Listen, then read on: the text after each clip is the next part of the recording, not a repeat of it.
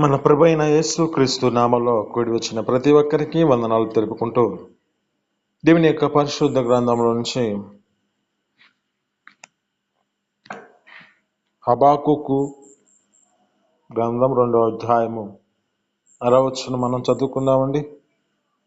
హబాకుకు 2వ అధ్యాయము 6వ వచనం. త్వరగా చదవండి ఎవరన్నా.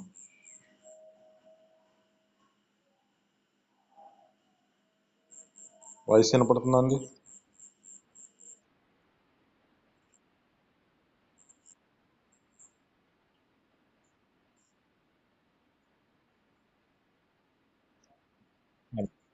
ఒక్క మాట చాలండి. ఇక్కడ ఉన్న మాటలు జ్ఞాపకం చేసుకుంటే, తనది కాని దాన్ని ఆక్రమించేవానికి అభివృద్ధి కలుగుతుంది, కానీ దాని వలన వారికి శ్రమ అంటుంది లేఖనాలు. అంటే ఇక్కడున్న లేఖనాలు బట్టి మనం చదువుకుంటున్న మాటలను బట్టి జ్ఞాపకం చేసుకుంటే, తనది కాని దాని వలన వారు ఆక్రమించుకున్నట్టు వలన వారికి సమృద్ధి కలుగుతుంది, అంటే అభివృద్ధి కలుగుతుంది, కానీ దీని వలన వారికి శ్రమ వస్తుంది అంటుంది లేఖనాలు. ఇలాంటి పరిస్థితి ఎవరు తీసుకొచ్చుకున్నారు?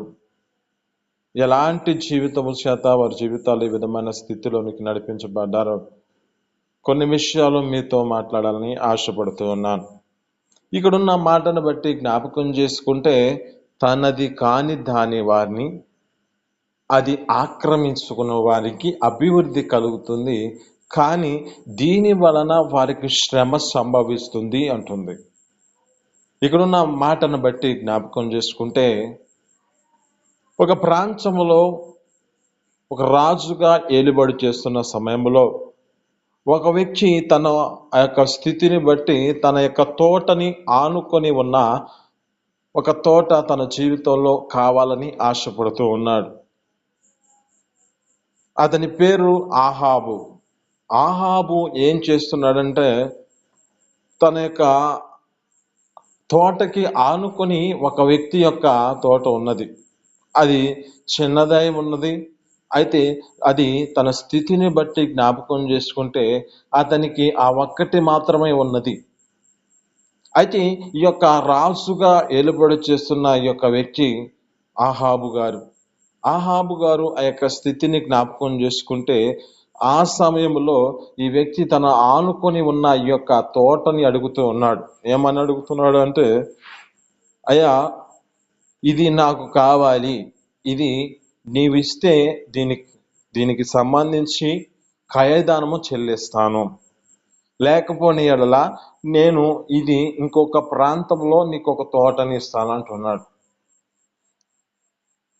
అయితే ఈ మాటను బట్టి జ్ఞాపకం చేసుకుంటే ఆ వ్యక్తి అంటున్నాడు, ఏమని అంటున్నాడు అంటే, ఇదే ఇయ్యట వల్లపడదయ్యా, ఎందుకంటే ఇది నాకు పిత్రాజీతముగా వచ్చబడినది. ఇది అంటే పితరుల నుంచి నాకు ఈ యొక్క ఆస్తి, ఈ యొక్క స్థలము, ఈ యొక్క తోట నాకు ఇయ్యబడి ఉంది అని చెబుతూ ఉన్నాడు. అంటే ఈ స్థితిని బట్టి జ్ఞాపకం చేసుకుంటే ఆ యొక్క వ్యక్తి ఏం చేశాడంటే, అది ఇయ్యకపోవటం వలన అతడి ఇంటికి వెళ్ళి మూతి ముడుచుకొని దుఃఖభ్రాంతుడై ఆ యొక్క వ్యక్తి అన్నము తినకుండా ఉన్నాడంట. ఈ పరిస్థితిని ఎరిగిన ఈ యొక్క తన భార్య అయిన యెజెబెల్ ఏమేం చేస్తుంది అంటే, ఎందుకు నువ్వు ఇలా మూతి ముడుచుకొని అన్నం తినలేని పరిస్థితిలో ఎందుకున్నావు అని చెప్పి అడుగుతున్న సమయంలో అతడు చెబుతూ ఉన్నాడు, పలానా తోట ఉంది, ఆ తోటని అడిగితే ఆ యొక్క స్థలం నాకు ఇవ్వలేదు అని చెప్పి ఆ స్థితిని బట్టి ఆ యొక్క వ్యక్తి ఆ విధమైన స్థితిలో ఉన్నాడని ఆ యొక్క భార్యకు చెప్పగా, ఆ భార్య అంటుంది, నువ్వు వెళ్ళి అన్నం తినము, నేను ఈ యొక్క పనిని నేను పూర్తి చేస్తానని చెప్పి ఆమె ఏం చేసిందంటే, పనికి మాలిన ఇద్దరు వ్యక్తులను ఎన్నుకొని ఏం చేసింది అంటే, అతని మీద అబద్ధ సాక్ష్యం పలుకుతూ ఉంది. ఆ యొక్క అబద్ధ సాక్ష్యాన్ని పలకటానికై ఇద్దరు వ్యక్తులను ఏర్పరచుకుంది. ఇద్దరు వ్యక్తులు ఎందుకు ఏర్పరచబడారు అంటే, ఇతడు దేవుడిని దూషిస్తున్నాడు, రాజుని కూడా దూషిస్తున్నాడని అతని మీద ఒక నిందను మోపడానికై ఈ విధమైన స్థితిలో ఈ యెజెబెలు ఈ యొక్క వ్యక్తి తన స్థితిని బట్టి ఆ విధమైన స్థితిలో ఆ పనికి మాలిన ఇద్దరు వ్యక్తులను ఎన్నుకొని అతని మీద ఒక అబద్ధ సాక్ష్యాన్ని పలికించి అతనిని రాళ్లతో కొట్టే విధమైన స్థితిలోనికి వచ్చి చంపే స్థితికి వచ్చారు. ఇక్కడున్న మాటలు జ్ఞాపకం చేసుకుంటే లేఖనాలు చెబుతున్న మాట ఏమిటంటే, తనది కాని దానిని ఆక్రమించుకొని వానికి అభివృద్ధి కలుగుతుంది, కానీ దీని వలన వారికి శ్రమ కలుగుతుంది.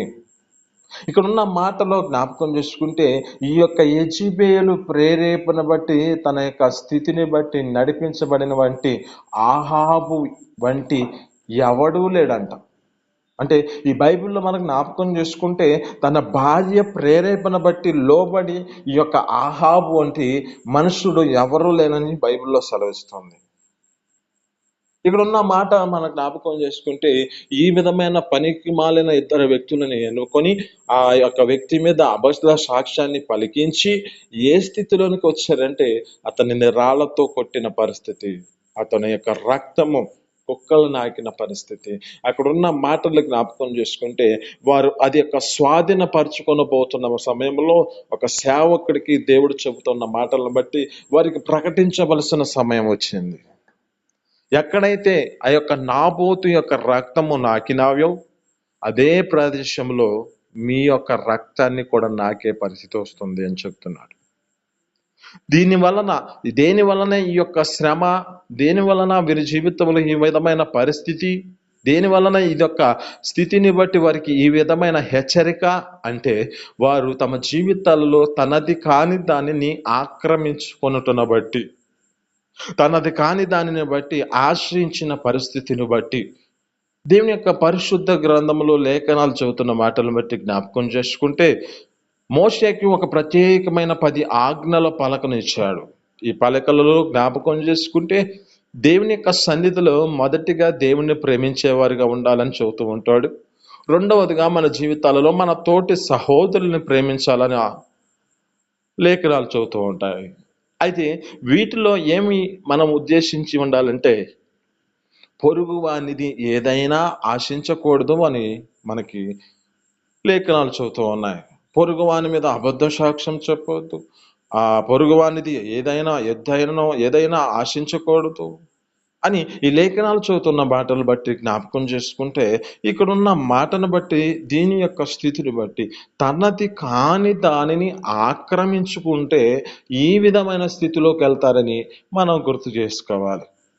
ఏ విధమైన పరిస్థితికి వచ్చింది అంటే వీరి జీవితాలలో దానిని ఆక్రమించిన పరిస్థితే ఉన్నదే, కానీ దీని వలన వారి జీవితాలలో అభివృద్ధి కలుగుతున్న స్థితి కనబడుతుంది, కానీ దీని వలన వారికి శ్రమ చేత బాధపడిన పరిస్థితి.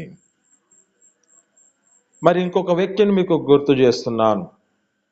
ఒకటి, ఇది లోక సంబంధముగా తమ జీవితాలలో పొరుగు వాని యొక్క స్థలమును ఆశించిన దాన్ని బట్టి జరిగిన పరిమాణం. రెండవదిగా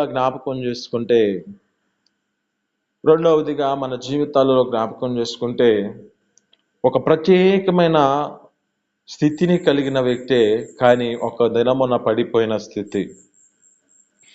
అతని పేరు దావీదు గారు. ఈ దావీదు గారి యొక్క జీవితంలో జ్ఞాపకం చేసుకుంటే దేవుని యొక్క లేఖనాలు చదువుతూ ఉంటాయి.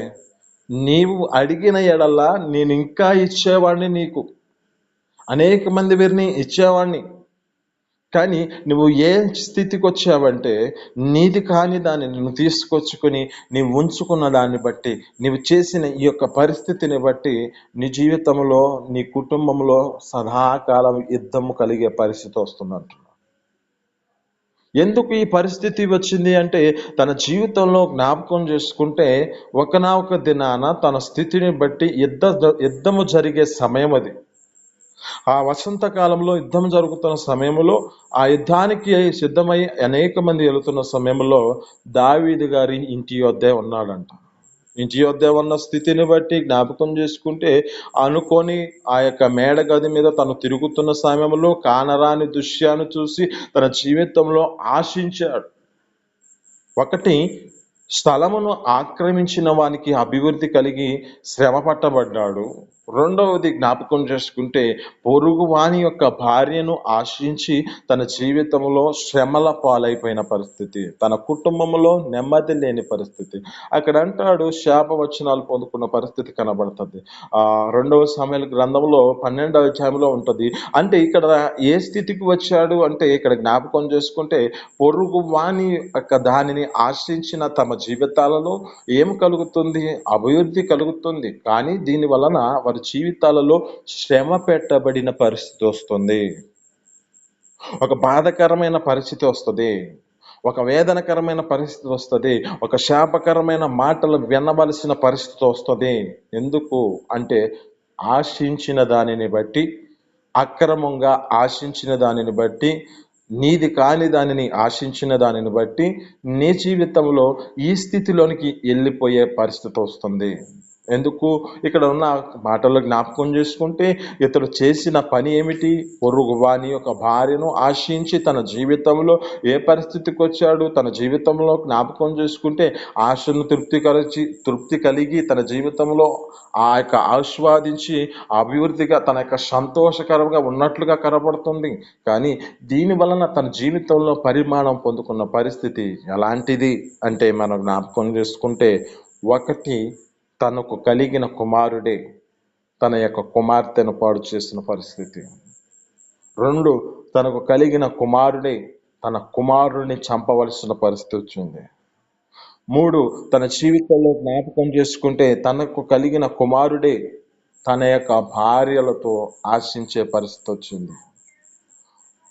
4, తమ జీవితాల్లో జ్ఞాపకం చేసుకుంటే ఆ యొక్క రాజ్యమును ఆ యొక్క వ్యక్తి ఏలుబడి చేయాలని, తనకు కలిగిన రాజ్యాన్ని దానిని సొంతం చేసుకోవాలని తన మీద పగబట్టిన వాడిగా మార్చబడ్డాడు.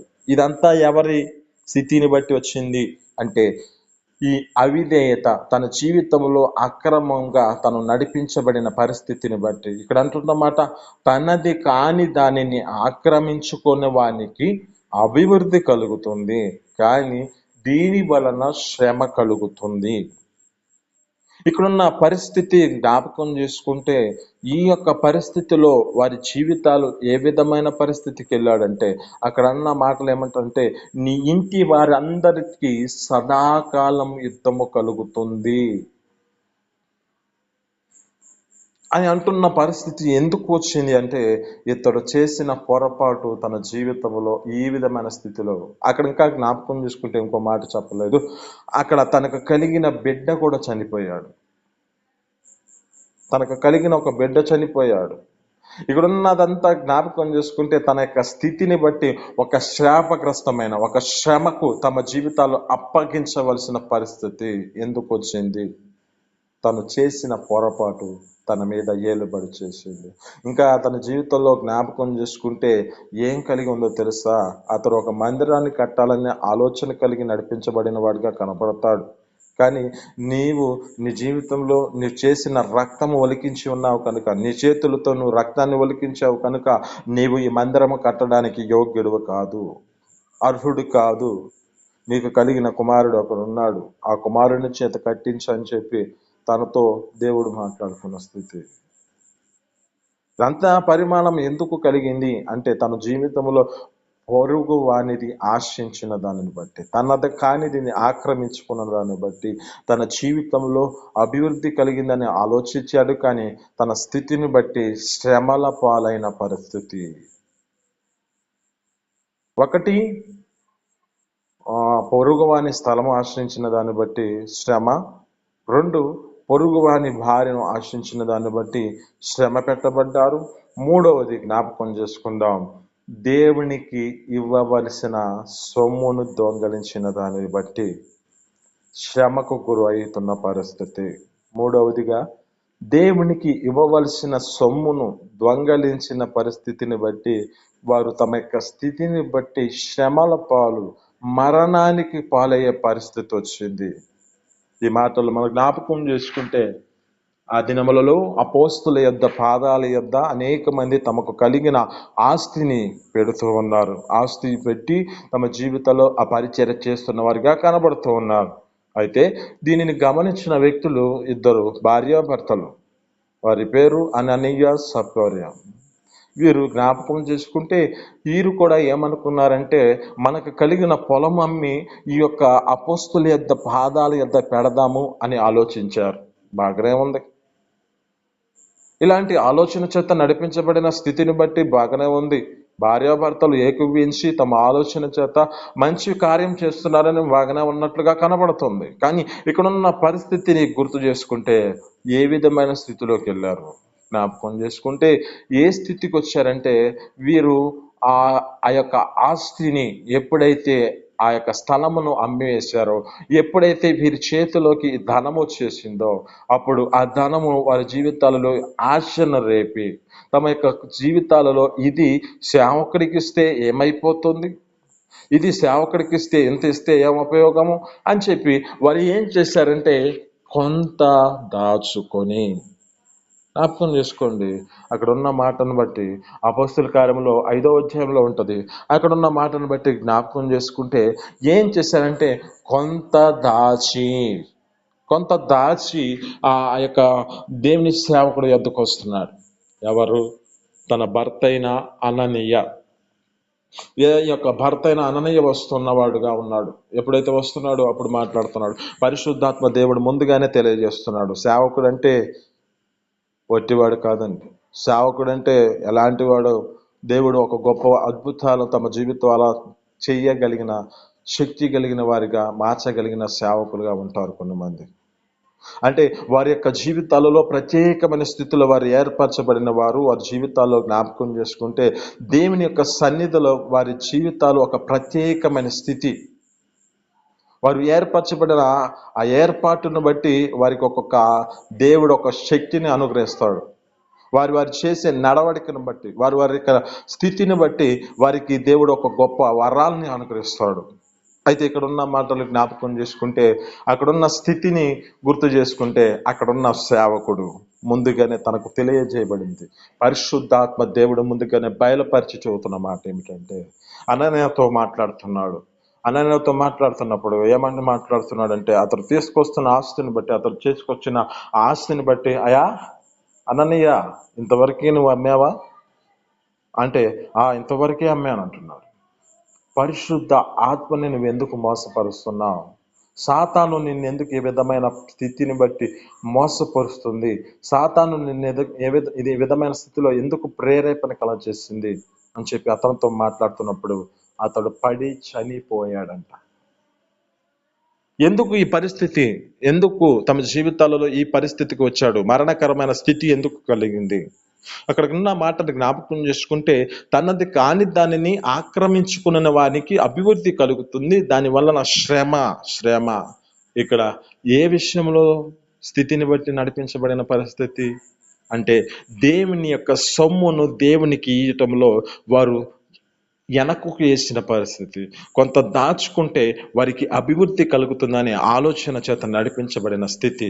అంటే అది దాచుకున్న దాన్ని బట్టి అభివృద్ధి కలిగిన పరిస్థితి ఉన్నా దాని వలన వారికి శ్రమ ఏ స్థితికి వచ్చింది? మరణకరమైన పరిస్థితిలోకి వెళ్ళిపోయింది. మరణించవలసిన పరిస్థితికి వచ్చింది. ఇంకా జ్ఞాపకం చేసుకుంటే ఈ స్థితిలో నడిపించబడిన వాడు పడి చనిపోయిన తర్వాత అతను తీసుకెళ్ళి పాతి పెట్టబడుతున్న స్థితిని బట్టి అంతలోకే మరలా తన యొక్క భార్య అయిన సప్ఫర్య వచ్చి మాట్లాడుతున్న సమయంలో, అమ్మా మీరు ఎంతవరకే అమ్మారమ్మా అని అడుగుతూ ఉన్నాడు సేవకుడు. దైవజనుడు అడుగుతున్న సమయంలో ఆమె కూడా అదే మాట చెబుతుంది.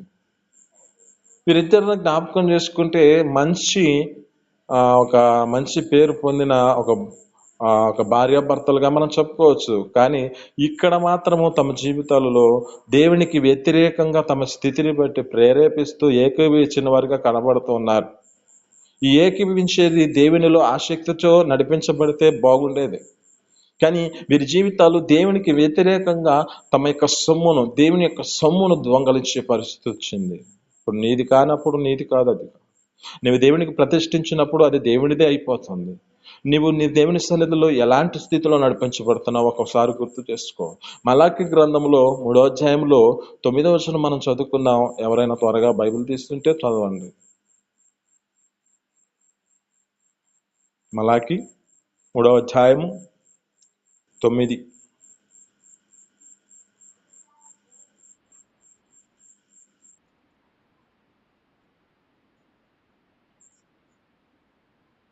పైన చదవండి.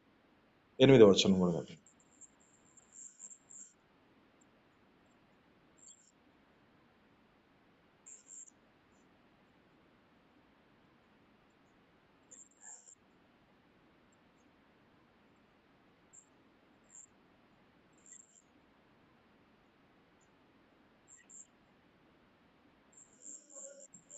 ఇక్కడున్న ఇక్కడున్న మాటలు జ్ఞాపకం చేసుకుంటే, ఇక్కడున్న మాటలు బట్టి దేవుడు ఏమంటున్నాడంటే, మానవుడు దేవుని యొద్ద దొంగిలించునా.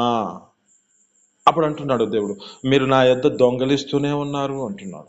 అప్పుడు మనం అంటున్నామంట, దేని విషయంలో మేము దొంగలించామయ్యా అంటున్నామంట.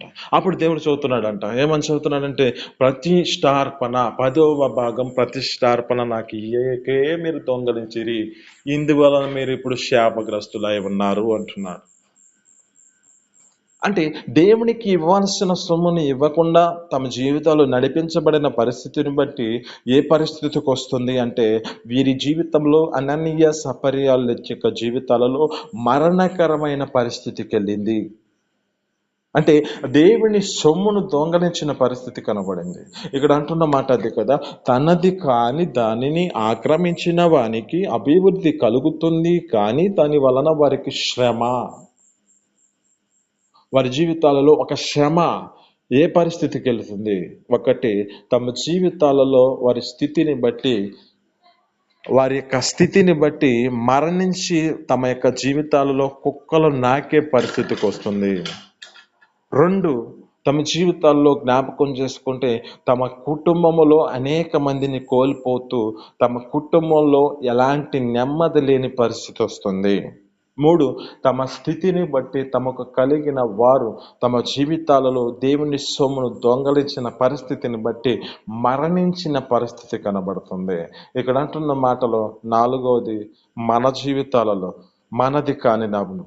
దేవుడు అంటున్న మాటలు ఏమిటో తెలుసుకో. మన జీవితాలలో లేవియా ఖండంలో ఉంటుంది. ఏమంటుందంటే, అక్కడ ఉన్న మాటను బట్టి 10వ భాగం ప్రతిష్టార్పణ ఇది దేవుని సొమ్మై ఉన్నది, ఇది యెహోవా సొమ్ము అంటుంది. ఆ చివరి అధ్యాయంలో ఉంటుంది, 27వ అధ్యాయము 29, 30 వచనాల్లో ఉంటుంది. మీరు చదువుకుంటే అది తర్వాత చదవండి. ఇక్కడ ఉన్న మాటలు జ్ఞాపకం చేసుకుంటే, అయితే ఇక్కడ 4వ విషయంలో మన జీవితాల్లో మనతో మాట్లాడుతున్నాడు. మానవుడు దేవుని యొద్ద దొంగిలినా అంటే దేని విషయంలో అంటే, మీరు దొంగిలిస్తూనే ఉన్నారంటున్నాడు. దేని విషయంలో దొంగిలిస్తూ ఉన్నారు అంటే, 10వ భాగము ప్రతిష్టార్పణ దేవునికి ఇయ్యకే దొంగిలిస్తున్నారు, ఇందువలన మీరు శాపగ్రస్తులై ఉన్నారు. అంటే దేవుడు ఒక ప్రత్యేకమైన మాట ఏమిటో తెలుసా? ఇక్కడ ఉన్న మాటల్లో చాలా జాగ్రత్తగా మనం గమనిస్తే, దేవుని యొక్క సొమ్ములో మన జీవితాలు ఆయన చెప్పిన మాటల ప్రకారం జ్ఞాపకం చేసుకుంటే, ఈ యొక్క సామెతల్లో జ్ఞాపకం చేసుకుంటే ఏమంటాడంటే, పదమ ఫలము ఆ దేవుని యొక్క సన్నిధిలో యెహోవాకి ఇచ్చి గణపరచము, నీ ఆస్తిలో భాగం ఇచ్చి యెహోవాను గణపరచము. అప్పుడు అంటున్నాడు, నీ కొట్లలో ధాన్యము సమృద్ధిగాను, నీ ఈ యొక్క గానుగలో ఆ ద్రాక్ష రసము పైకి పొర్లి పారుతుంది అంటున్నాడు. అంటే ఇక్కడున్న మాటను బట్టి జ్ఞాపకం చేసుకుంటే, మన యొక్క స్థితిని బట్టి ఆ దేవుని యొక్క సన్నిధిలో మనం ఇచ్చుటలో నమ్మకంగా కొనసాగించబడితే మన జీవితాలలో అభివృద్ధి కలుగుతుంది. కానీ మనం దొంగలించే పరిస్థితులు ఉంటాయి. ఇక్కడ ఉన్న మాట మనం గుర్తు చేసుకుంటే, 1, పదమ ఫలము అంటే మొదటిగా నీకు కలిగిన రాబడి అంతటిలో పదం ఫలం ఒకటి. 2, నీ జీవితంలో ఆ యొక్క ప్రతిష్టార్పణ, ఈ యొక్క 10వ భాగం ప్రతిష్టార్పణ అంటే దశమ భాగము, అంటే 10వ వంతు. నువ్వు సంపాదించిన సంపాదనలో 10వ వంతు. అంటే ఇక్కడ మొదటి పదం ఫలం ఉంటే, ఈ చివరి ఈ యొక్క దశమ భాగం ఉంటే, వీటి మధ్యలో ఉన్నది చూడండి, ఇది అంతా దేవుని కృపా కాపుదల ఉంచడానికై. ఫస్ట్ పదం ఫలం దేవుడిది, చివరిది దశమ భాగము దేవునిది, మధ్యలో ఉన్నది మనది. దేవుని యొక్క కృపారెక్కల నీడలో అది సురక్షితముగా ఉండాలంటే పదమ ఫలము దశమ భాగము దేవునికి ఇచ్చి గణపరిచే విధంగా మనం మార్చబడాలి. ఆమేన్. ఈ మాటలో మీ వినికిడిలో దీవించి ఫలించును గాక. చిన్ని ప్రార్థన. పరిశుద్ధుడా, జీవాధిపతి, ఆశ్చర్యకరుడ, మహోన్నతుడా, నీకు స్తోత్రాలు. మీ అపారమైన ప్రేమ చేత నా తండ్రి యొక్క సాయంత్రం దినాన మాతో మాట్లాడిన మాటలు బట్టి నీ స్తోత్రాలు. అయ్యా, తనది కాని దాన్ని ఆక్రమించిన వానికి అభివృద్ధి కలుగుతుంది, దాని వలన శ్రమ అంటున్నావు నా తండ్రి. అయ్యా, అటుగా మా జీవితాలు ఉండక మా స్థితిని బట్టి నా తండ్రి మాది మేము అయ్యా అనుభవించేవారిగా నా తండ్రి పొరుగు అనేది మేము ఆశ్రయించకుండా మా జీవితాలు నడిపించబడే కృపను మాకు దయచేసి మీ సన్నిధిలో నిలబెట్టుకొని మీ కృపతో వచ్చి బలపరచని మీ సన్నిధిలో సహాయం చేయమని. అలాగే నా తండ్రి ఆహాబు వంటి మా జీవితం కలిగి ఉండక అయ్యా నా తన పొరుగు అని పొలం ఆశించకుండా కృప చూపించి సహాయం చేయండి. అలాగే దావీదు వల్ల పొరుగు వారిని ప్రారిన మేము ఆశించుకున్న తండ్రి ఆయా పొరుగు వారిని మేము ఆశించకుండా ఉండే కృపను మాకు దయచేయండి. అలా నా తండ్రి అయ్యా అననీయ సఫరే వల్లే మా జీవితాలు నీ సొమ్మును మేము దొంగలించేవారుగా ఉండక మీ కృపలో నిలబెట్టుకొని బలపరిచి మీ సన్నిధిలో నా తండ్రి అయ్యా నా తండ్రి నమ్మకమైన వారిగా జీవిస్తూ నమ్మకంగా మా జీవితాలు నీ సన్నిధిలో ఇవ్వవలసిన కార్యములు అన్నిటిని మేము సఫలపరుస్తూ మా జీవితాలు ఒక నమ్మకమైన వారిగా జీవించే కృపను దయచేసి ఆ నిత్య పరలోక రాజ్యానికి వారసులుగా చేయబడినట్లుగా మీరే కృపతో అడుగుంచి బలపరచమని నీకే మహిమ ఘనత ప్రభావాలు తెచ్చుకోమని యేసు పరిశుద్ధ నామమున పొందుకొని జీవిస్తున్నాం తండ్రి. ఆమేన్.